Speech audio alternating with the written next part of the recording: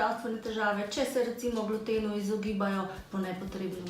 Izogibanje glutenu, kadar je to nepotrebno, je lahko tudi nevarno, kajti telo se počasi navadi, da določenih hranil ne uživamo. Živjo in dobrodošli nazaj na kanalu diagnostičnega laboratorija Medicare Plus, kjer vam laboratorijske podgance prinašamo vsebine z področja laboratorijske diagnostike, odgovarjamo na vaša vprašanja, spustili pa vas bomo tudi v laboratorij, kjer si lahko ogledate, kaj se dogaja z vašimi vzorci. Da pa ne boste vedno gledali samo naju, bova vključila tudi strokovnjake. Zato ostanite z nami. Eno izmed področij, s katerim se v diagnostičnem laboratoriju Medicare Plus ukvarjamo že od začetka, so intolerance na hrano. Intoleranca na hrano je precej pogosta težava in tudi gluten lahko povzroča intoleranco, ampak ni pa to tako pogosto, kot si morda mislite. Znaki intolerance na hrano so običajno povezani s prebavo. Te lahko obsegajo napihnjenost, slabost, driske, prebavne motnje, lahko so pa tudi manj specifični, recimo kožni izpuščaji in glavoboli. Simptome intolerance na hrano lahko enostavno zamenjamo z znaki alergije na hrano.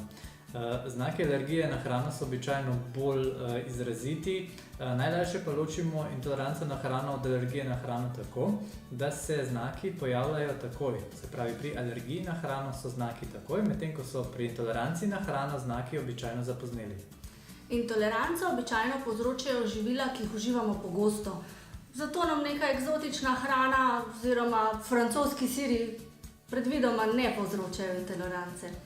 Najpogostejša živila oziroma alergeni, ki povzročajo intoleranco, so mlečne beljakovine, jajca, oreščki in pa včasih tudi gluten.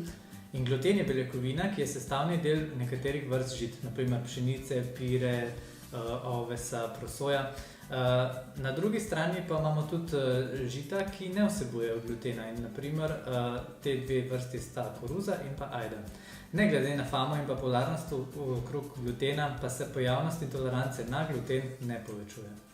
Brezglutenska dieta je tako včasih predstavljena kot dieta za izgubljanje kilogramov ali pa dieta za splošne boljše počutje.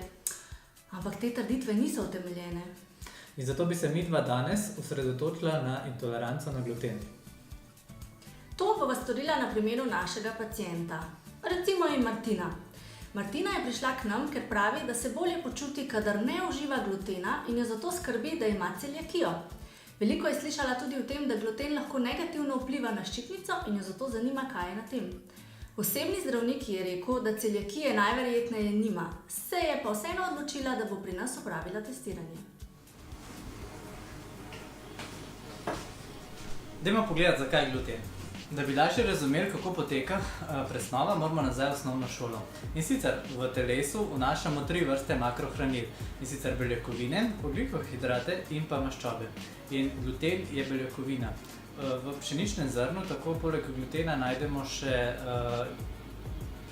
albumine in pa globuline. Njegova razgradnja, se pravi razgradnja glutena, se prične v želodcu, pri čemer sodeluje encim pepsin, ki razgradi molekulo glutena na manjše enote. Ti dve manjše enoti sta gliadin in pa glutenin. Oba potujeta potem do tankega črevesja, kjer se razgradita na posamezne aminokisline. Aminokislin poznamo v telesu 20 vrst. Nekatere so esencialne, ki jih moramo v telo vnesti s hrano, druge pa so neesencialne, ki lahko v primeru, da jih ne zaužijemo dovolj, telo proizvede samo.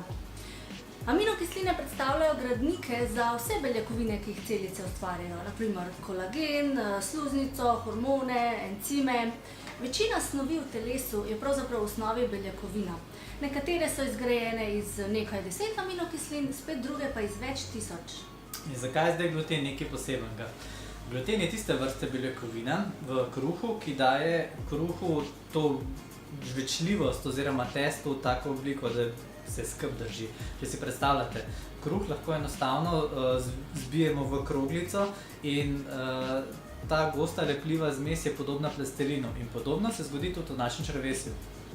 Če celiakije nimamo, potem naši prebavni encimi to kroglico z lahkoto razgradijo. Pri ljudeh s celiakijo pa resice tankega črevesja ne morejo absorbirati glutena, zato se sčasoma stanjšajo in poškodujejo. To privede do splošne malabsorpcije, kjer telo ne prebavlja več hrane, ki vsebuje gluten. Celiakija je redka, ampak resna bolezen. Vodi v razvoj sekundarnih bolezenskih znakov, kakor so resne anemije in pa resne prebavne težave. Celiakijo zato lahko uvrščamo med obliko intolerance na hrano, saj telo ne tolerira gluten.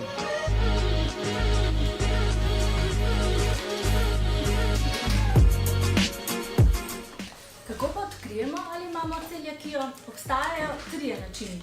Edini zanesljiv način je biopsija horionskih resic. To so te resice v tankem črevesju, ki skrbijo za presnovo. Ampak ta metoda je zamudna in invazivna, se pa še vedno uporablja kot potrditev diagnoze celiakija. Drug način so genetski testi. Odkrili so namreč, da je celiakija lahko dedna bolezen. Na to so odkrili gen, ki je očitno odgovoren za presnovo glutena. Problem te metode je v tem, da na eni strani lahko zavrnemo bolezen. Se pravi, če nimamo mutacije gena, potem bolezni nimamo. Na drugi strani pa bolezni ne moremo potrditi s pomočjo genetskega testiranja, saj, če imamo mutiran gen, še ni nujno, da se bolezen tudi razvije. Način so presejalni testi. Te so tudi najbolj pogosti. Ob poškodbi črevesnih resic se v kri testiranega izplavljajo nekatera protitelesa, ki so nam lahko v pomoč. To so protitelesa IgA proti glutenu in pa protitelesa IgA proti tkivni transglutaminazi. V našem primeru smo torej dobili negativen rezultat za gluten, ampak pozitiven rezultat za tkivno transglutaminazo. To je pogost pojav in nakazuje na prepričljivost na gluten. Pri tem stanju ne govorimo o celiakiji, saj resice v bistvu niso poškodovane in presnova še vedno normalno poteka. Pacienti običajno poročajo o prebavnih težavah in se zato glutenu tudi izogibajo. In kaj lahko naredi Martina v tem primeru? Izvidi so pokazali, da celiakije nima, gluten pa je dokazano vseeno povzroča težave.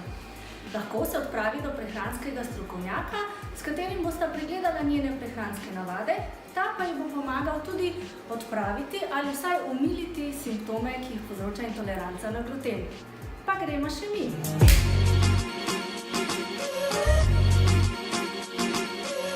Pa se odpravimo do Mojce Cepuš, nutricistke iz prehranskega centra BeFit, ki ima dolgoletne izkušnje na področju prehranskega svetovanja.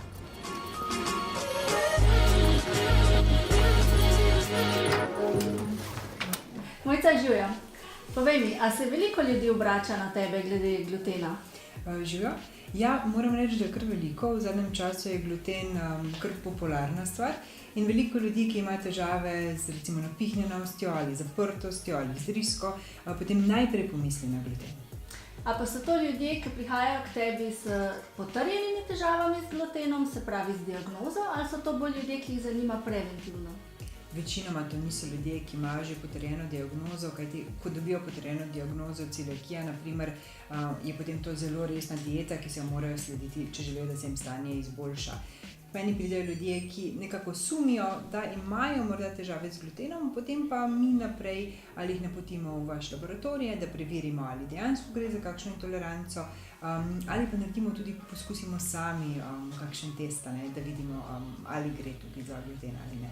Se pravi, je torej razlika v svetovanju pri tistih, ki imajo potrjeno intoleranco na gluten in pa pri tistih, ki se pri tebi oglasijo preventivno? Seveda, kadar je potrjena intoleranca na gluten, potem se gluten izvzame iz prehrane za določen čas, spremlja se simptomi, kako se človek počuti in potem po nekaj časa, recimo po mesecu dni, se počasi uvajajo izdelki z glutenom.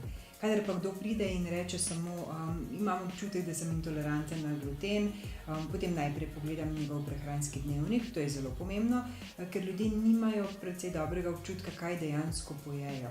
In če nekdo je kruh za kosilo, pa testenine potem za večerjo recimo, pa potem drugi dan spet kruh in tako, če je zelo veliko hrane z glutenom, je to lahko normalna reakcija telesa, pa ne gre za intoleranco za glutena, ne, da smo napihnjeni, ker smo pač preveč pojedli neke hrane, ki ni mogoče najbolj kakovostna. Se pravi, najprej pogledamo prehranski dnevnik in potem rečemo, poskusimo recimo za kosilo pojesti 50 gramov testenin. To je res malo in bomo videli, kaj se bo zgodilo. In če se simptomi zmanjšajo, s tem, ko smo samo omejili določeno živilo, potem ponavadi izključimo intoleranco na gluten in damo, se pravi, takemu človeku nek dober jedilnik, ki je pač temelji na njegovih prehranskih navadah, željah in tako. Če pa seveda se situacija sploh ne popravi, potem pa absolutno je test intolerance na gluten bistven. Kaj pa svetuješ tistim ljudem, ki so dlje časa že na dieti brez glutena? A lahko to vodi v kakšne druge zdravstvene težave, če se recimo glutenu izogibajo po nepotrebnem? Izogibanje glutenu, kadar je to nepotrebno, je lahko tudi nevarno, kajti telo se počasi navadi, da določenih hranil ne uživamo in potem posledično jih dejansko lahko slabše prebavljamo, če jih kar naenkrat uvedemo nazaj v prehrano.